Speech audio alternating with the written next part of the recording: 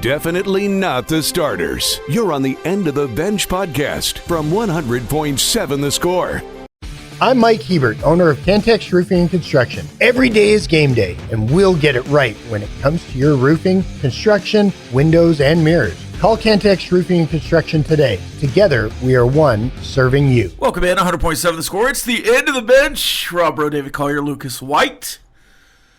Got a lot of stuff to talk about. It's Wednesday, a day ahead of high school football starting, at least in this area. Some games on ESPN the last couple weekends. Did you clue into any high school football in the last couple weekends? No, I prefer just to do the Texas version. I did not watch any regional action anywhere. Let's see. I watched Hoover play IMG potentially. I think that's what it was. Yeah. There was another game though. It was 28-0 at halftime. So I flipped over to Hoover IMG. This was the Pennsylvania state champion in their division last year versus the Florida state champion in their division last year. In the fourth quarter, I was like, let's go back over there, see what's happening. And I think at that point it was 28-14 or even 21-28. So I stayed there. They tie the game. Then they get the ball back and kick a field goal with no time remaining to win the game 31-28. After trailing 28-0. Yeah, I was about to say I probably would have been long gone at 28-0. I'd be like, okay. Yeah, there was another game on. Yeah. So I flipped it back. I think that was last Friday night. The only game I watched was St. Thomas Aquinas against Modern Day, and it was 26-23. That was a good one, too. It was a good game, yeah. I watched into that one, too. Yeah, nope. We'll be watching, Friendship Byron Nelson tomorrow. I will be watching that one, yes. I'll be watching Lubbock High. Yeah. You'll be talking about it, though. I'll be talking about it and watching it. Yeah. I will be doing the same. Tonight we've got the Rangers and the Angels on Double T 97.3. Astros Rockies continue their series. We also have the third edition of the High School Fan Zone tonight at 6 o'clock. That will be Lubbock High, Friendship, and Cooper on Wednesdays moving forward from 6 to 7:30. Randy Rosetta, a very busy man these days. Yes. This is his time, though. It's his time to shine. And I would say it's much more stressful in the first couple of weeks because you're trying to get new photos of everyone and update everything and get to learn everyone. Once you know everybody's names a little bit, it's a little easier. But the introductory portion of the first couple of weeks is always the most stressful in high school sports. Yeah. Though I would say there's more returners than like college nowadays, yeah, right? You know what you're getting. Well, I don't know. Learn the freshman names. A couple of transfers. Sometimes transfers, but you typically know those guys because they were so good at their previous school, and you're like, you just moved over to this bigger one. We had a Lubbock High running back who's now a Friendship running back. Yeah, I did not know that. Shows you how much research I've done. There you go. Tonight's my night. Wednesday night. Well, I'll tell you about him in the break. I know another running back for Friendship as well. Dunkerson is his name. Dunkerson? Yeah. Was Lubbock High last year. I think he had 1,300, 1,500 yards at Lubbock High. He was really good. I was about to say, Friendship will take a couple running backs. It's really typically not what they lean on, but doesn't mean you don't need them. I'm sure they'll also be leaning on Chase Campbell. I would have... Wide receiver. Yeah. And he might play some running back. He might throw the ball. I was about to say, he might do a little bit of everything. Might return kicks. They might put him out there on defense. Who knows? He has played, I'm pretty sure, whenever they're doing the prevent at the end of the game, knock the ball down. Like they put Randy Moss with the Patriots a couple times. A couple years ago, I was Leighton Stone and I'm forgetting another wide receiver. But, yeah, putting all the hands team back there to knock the ball down. And Chase certainly has good hands. He's recovered some onside kicks during his time there, and it'll be interesting to see how much they use him on special teams, but I have a feeling he'll be out there. Play more games on Friday night. We'll get to those this week as well. We've got Ultimate Game Day live on Saturday as Texas Tech will kick off against Arkansas Pine Bluff at 6:30. 5:30 will be the network pregame, and obviously the postgame will follow. And then after that, the Double T 97.3 Coors Light postgame show will be rolling at the Overton. Come and see us at the Overton, or tune in to the radio station. You can call in as always. Same number as this program, Visual Edge IT Hotline, 806-771-0973. You can also hit us up on the 8th Flooring Center chat line as we roll through in the First United Bank studio. David, are you excited for football, Thursday, Friday, Saturday, football Sunday, football Monday? Got a nice little stretch here of high school and college football. Really college football from Thursday to Monday. Yeah, I won't be able to see much of the Thursday stuff, but go Bearcats, right? Go Bearcats. I will say that Cincinnati-Nebraska game kicks off at 8 o'clock. Mm-hmm. So maybe some second half action as we get home from our broadcast.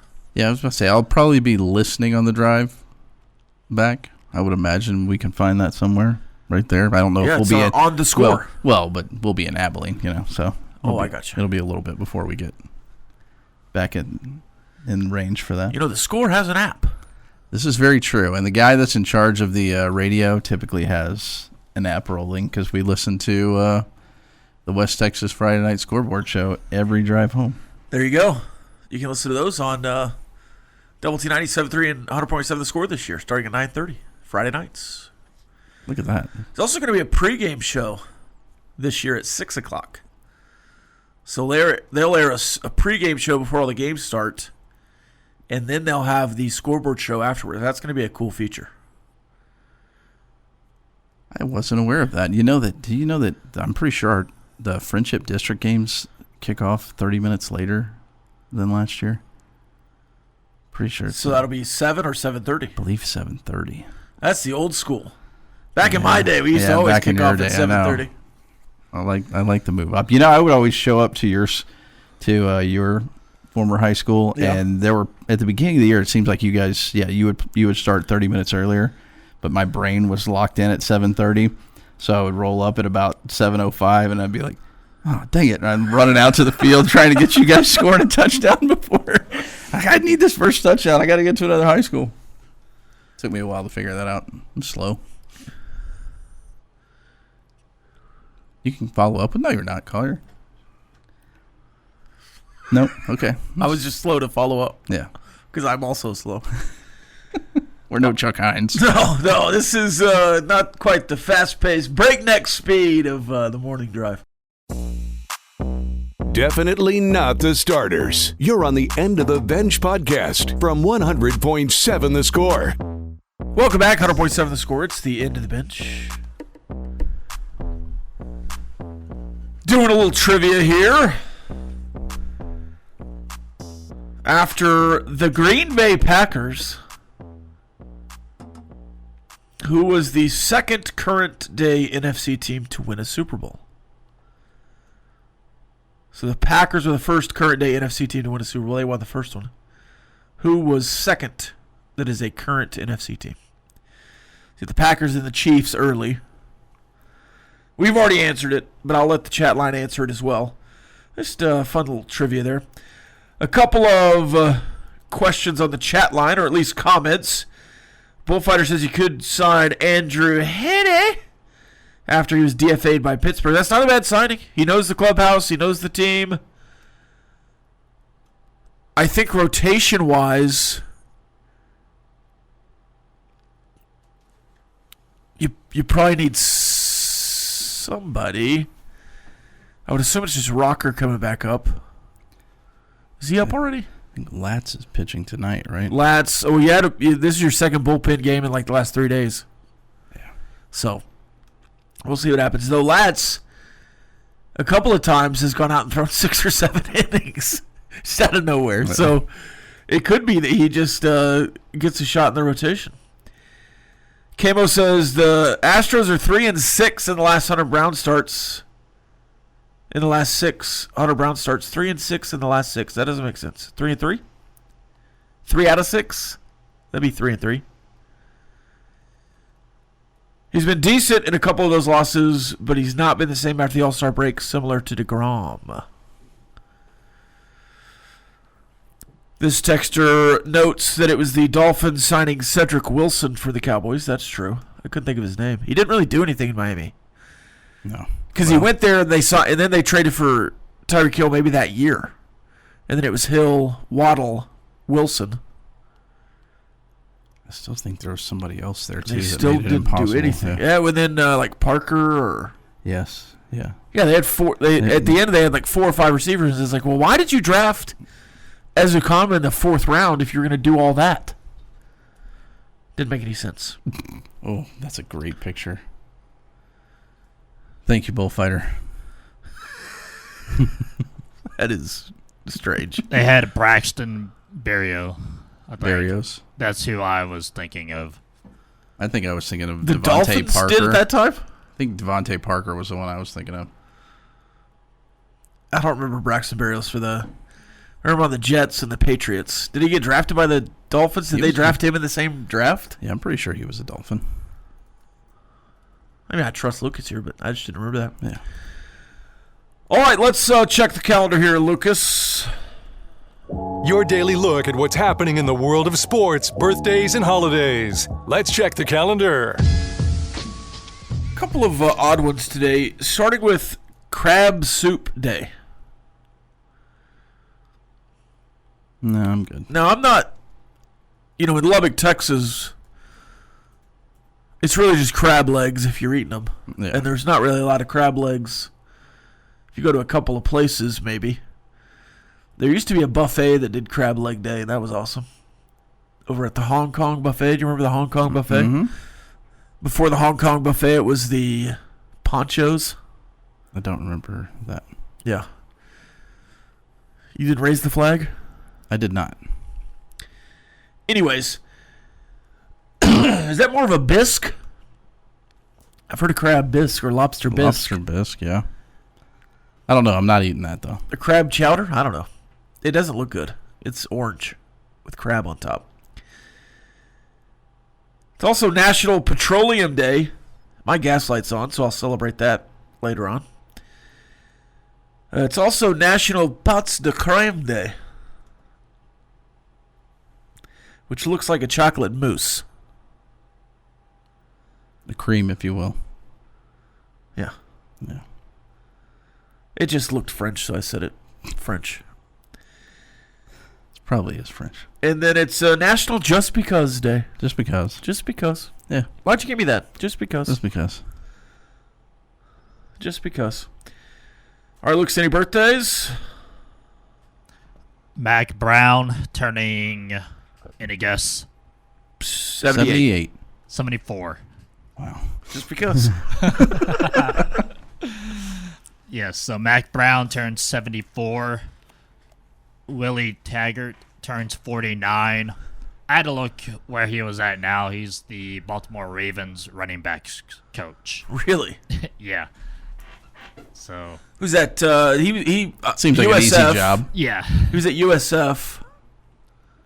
Willie Taggart. and then Florida Yeah. State was Florida State. Yeah. his big Yeah. downfall. Yeah. Hey, we need a running backs coach. Do you want to come take the job? Absolutely. Who's there? That washed up dude? Rob Breaux says that guy's washed up. I can fix him. Darren McFadden turns 38 years old. And then we have Mike Maddox turned 64. I know he was a name brought up earlier this year for a spot that was opened. Jim Tomey turns 55. Wait, Mike or Greg? Mike. Oh, Mike's currently he's- the pitching he's coach, busy. yeah. We're talking about Greg. Greg. The great Collier turns 53. Shout out, man.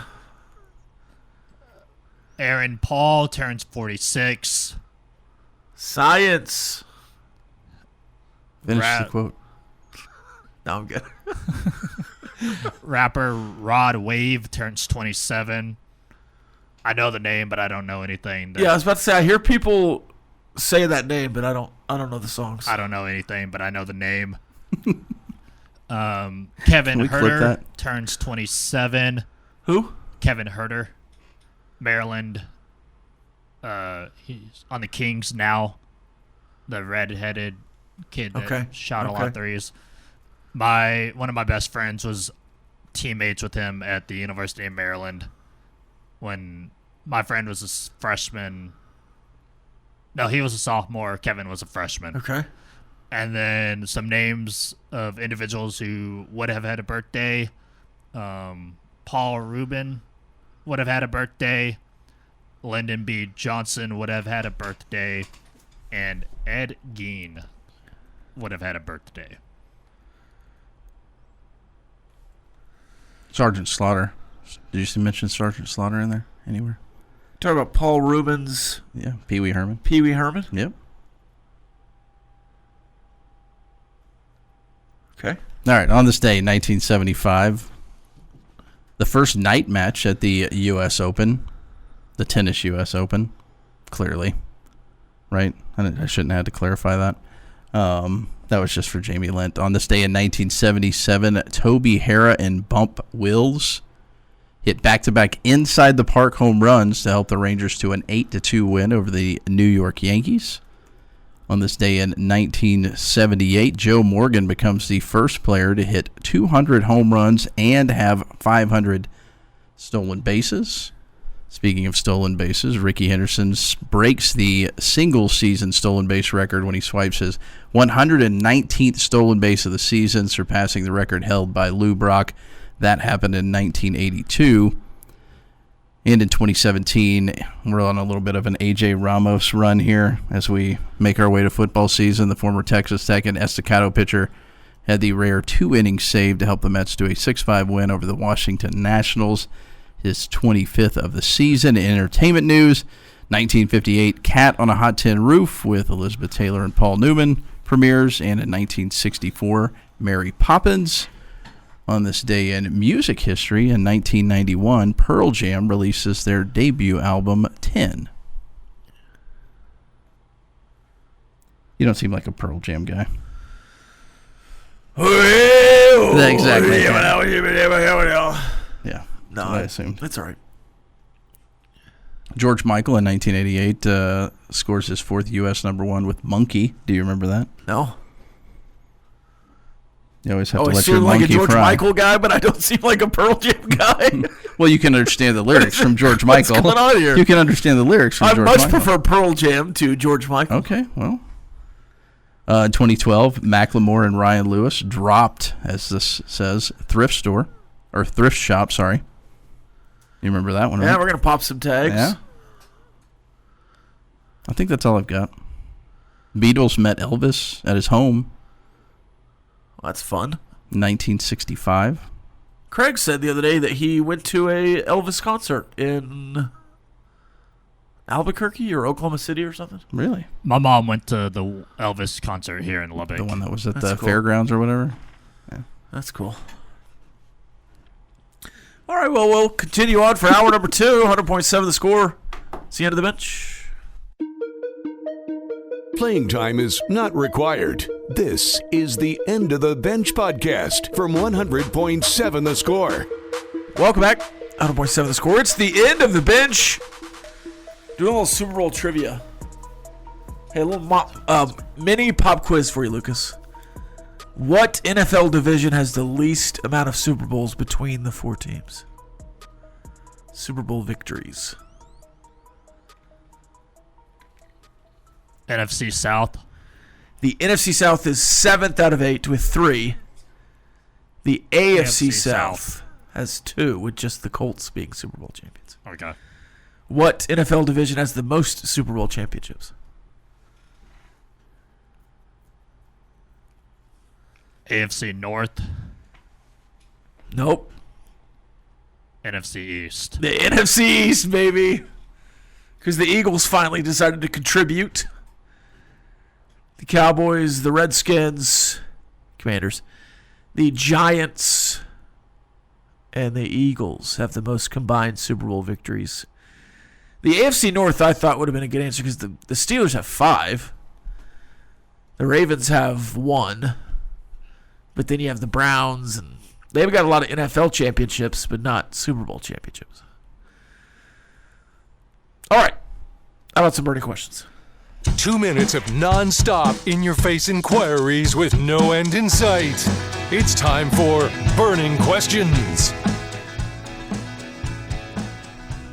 So on Sunday, a blackjack player at the D on Fremont Street hit a progressive jackpot for $127,000. Monday, a different blackjack player hit a progressive jackpot for $1.2 million. Wow.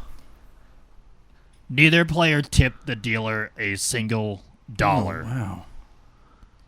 My question is, if you win something like that, how much are you going to tip the dealer after winning either $127,000 or even $1.2 million? How much are you going to tip your dealer?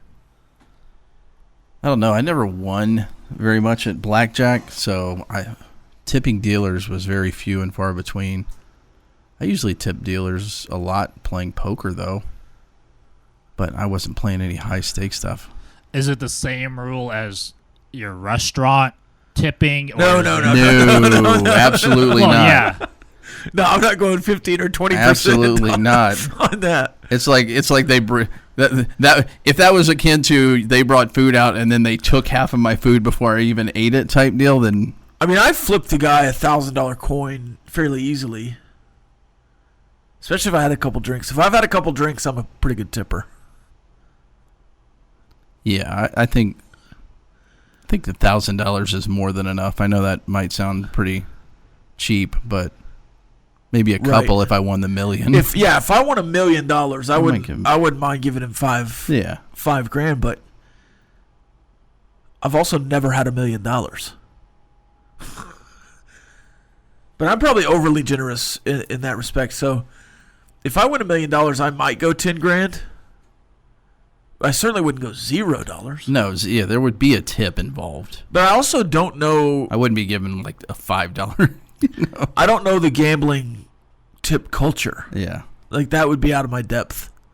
So I wouldn't know what was appropriate to give. Well, there are some dealers, though, that would pretty much let you know what you probably should have done. Because there were plenty. I've sat at plenty of tables when people don't tip and the dealer gets kind of mouthy just talking out loud, not directly to anybody, but man, sometimes people tip after, you win 7 straight hands. Oh, if somebody said that, I probably wouldn't tip. But, yeah. They do it. I mean, but if I'm there, and because I've played blackjack, but I'm not like I don't know the ins and outs really. Yeah. So if they're there and they're like, help me out a little, and we're having a good rapport, and I've been there for an hour, then we hit a big thing, I'd probably tip them pretty good.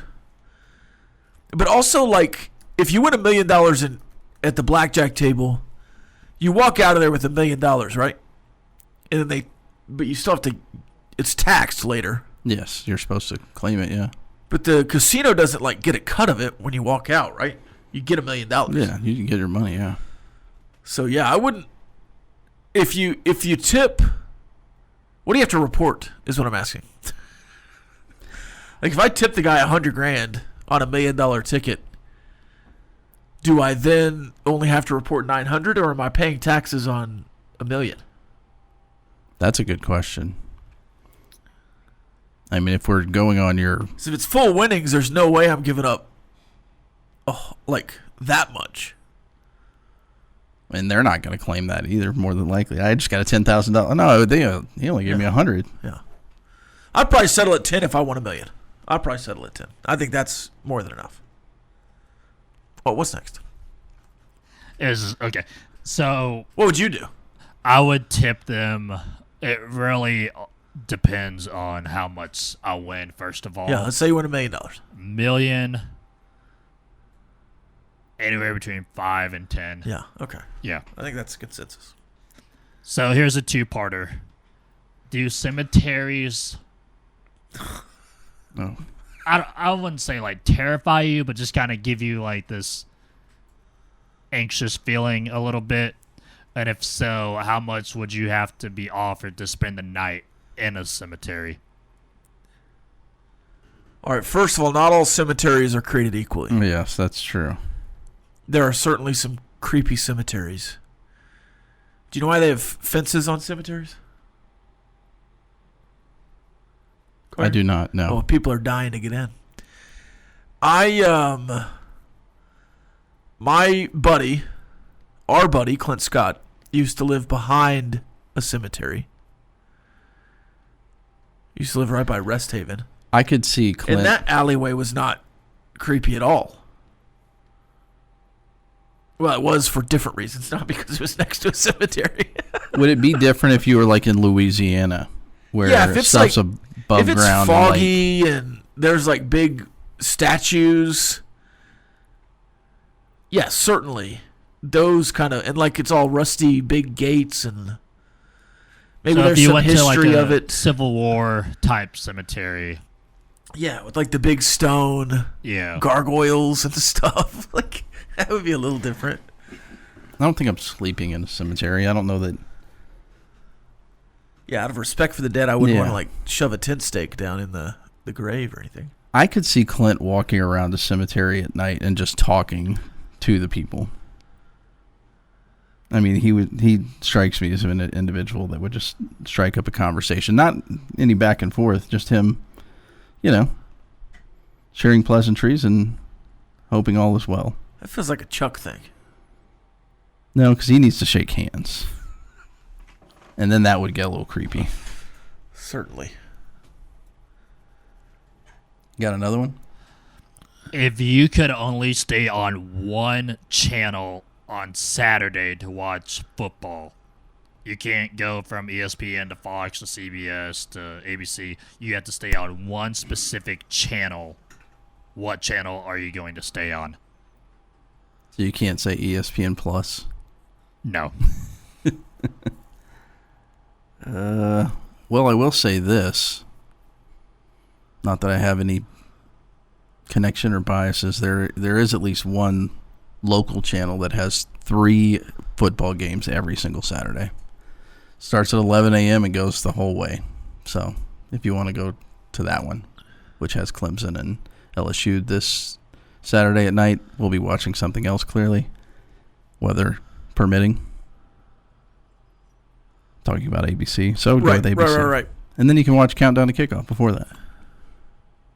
Not that I'm plugging anything. No free plugs. If you go ABC, but you can't flip to ESPN because it's a sister station? No. I guess I'd probably go ABC. I'd have to look at that wouldn't be something I would do for the season, but certainly I would have to, because at some weekends it would be Fox. Yeah. No, This is I the know. Big 12. Yeah, I know. Or ESPN with some of those games. Certainly I would we go K-Mac, Yeah. ABC. Well, I'm just going for the amount Sure. that you're getting. Yeah. The volume. The volume. David Collier, volume shooter. More after this on our voice out of the score. It's the end of the bench. Playing time is not required. This is the End of the Bench podcast from 100.7 The Score. 100.7 the score. It's the end of the bench. This texter says, do the Arkansas, Pine Tree, and Kent State games count towards the win total for the playoff committee? I don't believe Pine Tree will. Maybe Pine Bluff. But yeah, unfortunately or fortunately, I guess, in Texas Tech's case, that's just 2-0 after 2. Yeah, that will If count you as win. wins. If you win them. Yeah. If you win them, they will count as wins. They probably won't be seen as very... No, it wouldn't be difficult. like Alabama beating UMass or anything, but surely you get some credit. Yeah. Your eyes okay? I'm fine. I'm just looking at the lights. Yeah. Yeah. Looking at the back of your head there. It's really weird. Uh, Of all the years, that you want to play that game, this probably not the year if you're a Texas Tech fan to play that card. No, yeah. I mean, Kent State is the worst team in football, but UMass is just Kent they do State, a lot of good man, stuff there. They're playing Merrimack to start, Texas Tech, Oklahoma, Florida State. Yeah. They're making so much money. They're making a lot of money, and they're going to be maybe 1-3. I don't know what Merrimack does. Dude. You think they'll beat Merrimack? If they lose to Merrimack. That will be one of the scores that we will share this weekend on the scoreboard. Yes. OU is worse than Kent State. That's from Bullfighter. I would say no. I would hope no, but I've lost a lot of hope when it comes to football. So, did you see Oklahoma State's announcement this morning? I did not. Is Bedlam back? Can we still call it Bedlam? No, Bedlam is banned, and I don't believe they're playing the game. No. Well, I'm sure Oklahoma would be totally fine with playing that game, but according to Mike Gundy, it's OU's fault. But anyway. Oklahoma State has named a starting quarterback. Oh, is it the TCU kid?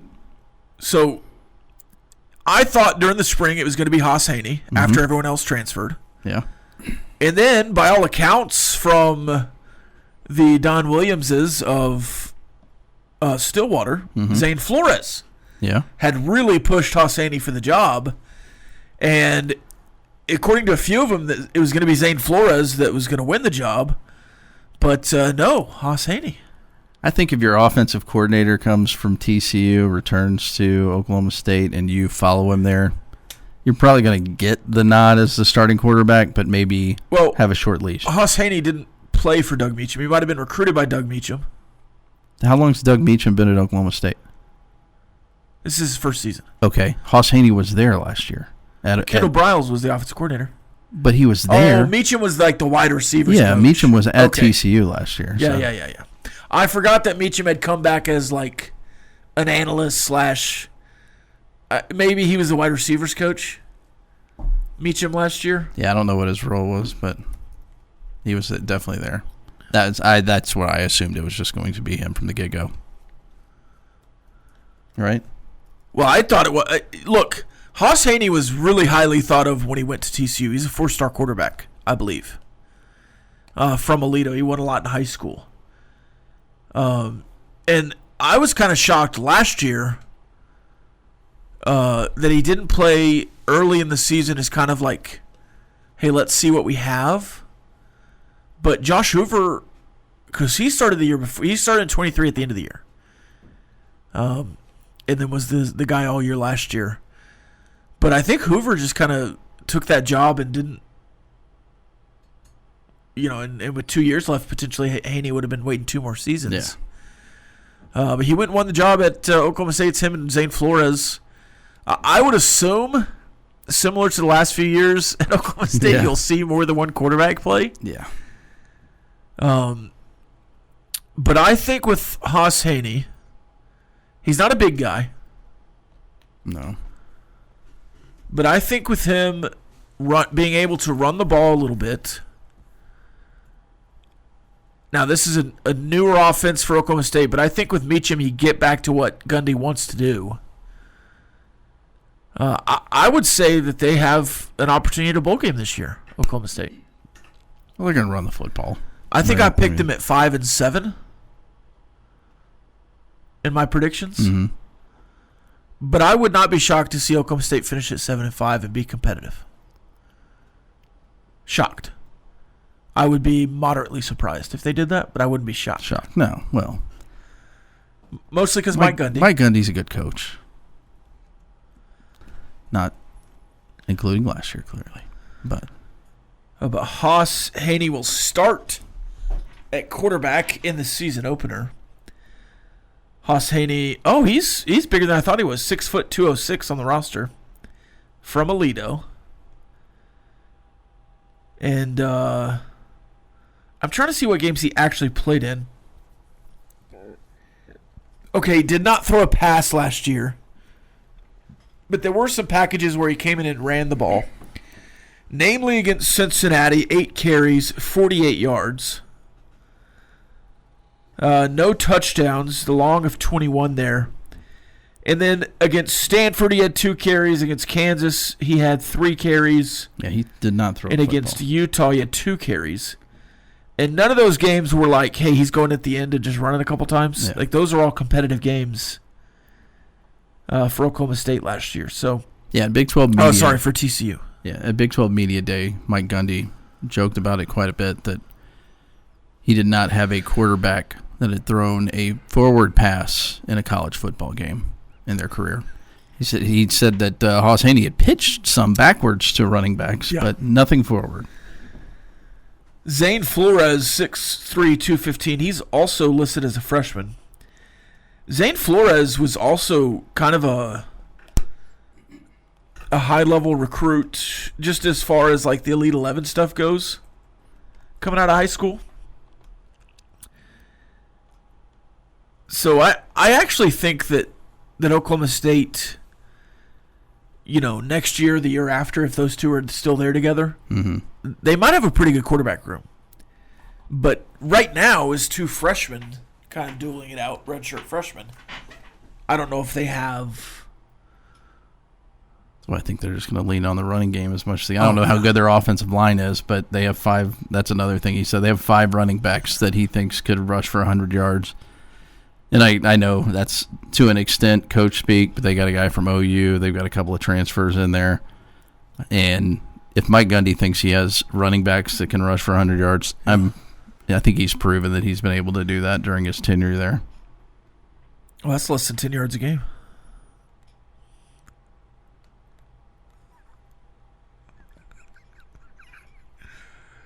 Oh, you mean in one game? Yes. Okay, all right. That's what I meant. That's okay. I asked a question yesterday at the press conference, and I left out a name, and I got weird looks, and I was like, I think I forgot to say. Yeah.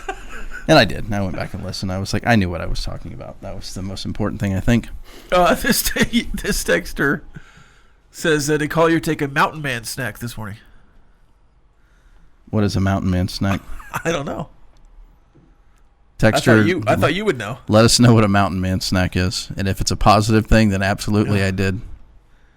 We know Logan ate a Scooby snack and a large sub sandwich, but I'm not sure what Collier had. Yeah, I have no idea what a Mountain Man snack is. Probably don't want to know what it is, but maybe not. Hey, we've got more Texas Tech soccer coming up on the horizon as well. Losing over the weekend to San Francisco, but also winning at Santa Clara. Yep.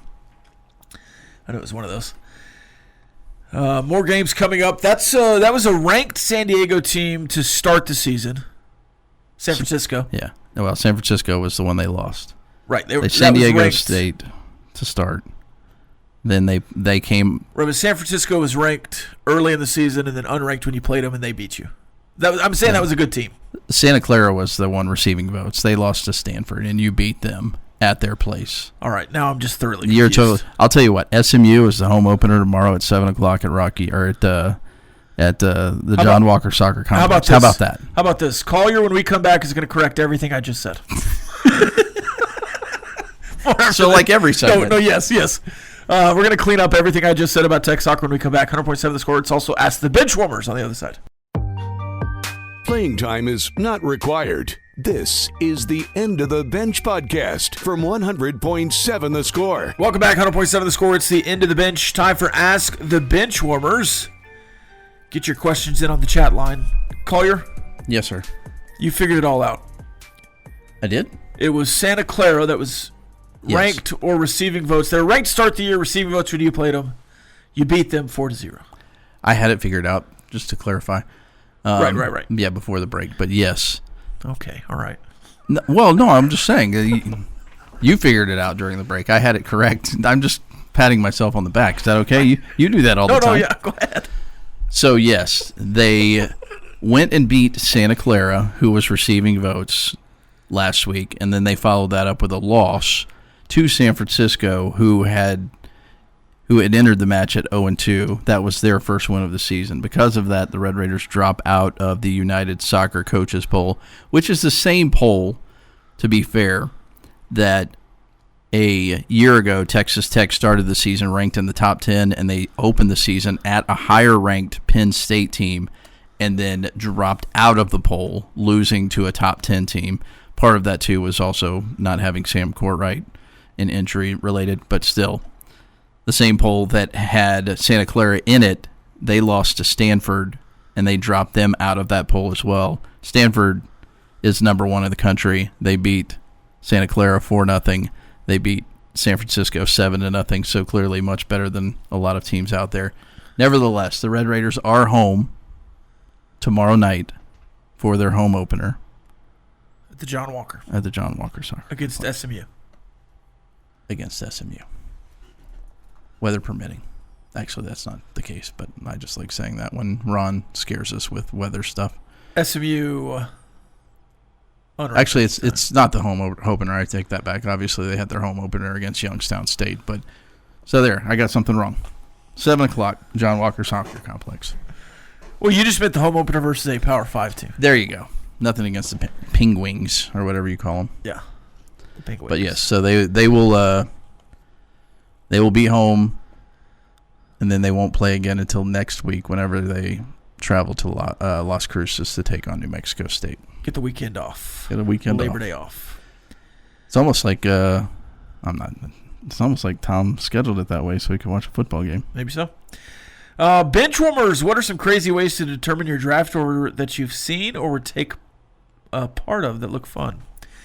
I saw a total yardage punt pass kick that was funny the other day. Another one that I saw, all the dudes had toddlers around the same age, and so they made their toddlers run 40s. And they based their draft order on that time. Way to make the dads mad at their kids they at an showed early the group age. chat later, and they were like, "Did he get worse since last year?" Like, put that kid on the regimen. I think there's also a photo here. Yes, I believe that's. Is that me and you? I haven't clicked on it yet. Is that me as Travis Kelce and you as Taylor Swift? Oh man, that's tough. That's tough. Tough for Taylor. Mountain Man snack equals weed gummy, apparently. Yeah. THC edibles. No, I did not. Oh, it's because you were giggling. What? You were giggling to start the hour. Was I? Yeah. You were I giggling. don't know, man. You're a giggler. You know who probably does take some Scooby snack? Mountain Man. The Mystery Machine rolls up to Machine. the Raymar compound. No wonder they're seeing all those monsters and ghosts. I would have got away with it. What for you pesky kids? Benchwarmers, does Micah Parsons sign today? Micah Parsons will sign.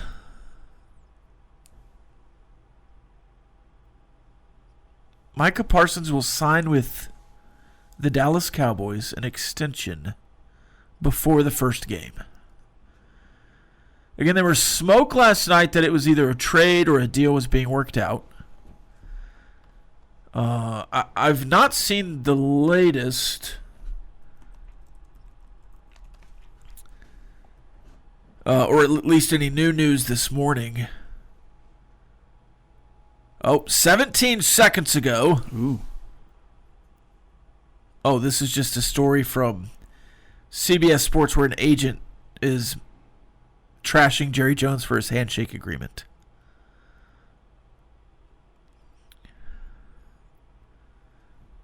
I'll say yes. I'll go with yes. Something will get done. So there was... Do I know that he'll play? There was information last night that the Packers were trying to trade for Micah Parsons. A Packers beat reporter this morning has said that Jerry Jones isn't listing trade offers for Micah Parsons to his knowledge.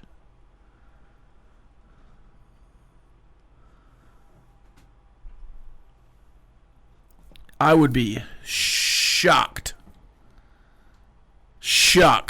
if Jerry Jones traded Micah Parsons to anybody, much less the Green Bay Packers. Yeah. I don't think that's happening. I'm already out on the Jones family and the Cowboys currently, but I could certainly see myself getting back into it. If they keep Micah Parsons? Or kept? Not necessarily because of Micah Parsons. Okay. I mean, that ship has sailed. They've already screwed that up. Mm-hmm. They should have signed him a month ago. Yes. Or a year ago. But if they traded the superstar, who I'm not as high on as most, certainly on the field, but if they traded him to the Green Bay Packers, I would never forgive them. That's just that team, that one of those teams. Yeah. Eagles, Packers, to a lesser extent the 49ers, but that would be another one. I'd rather trade him to the Giants.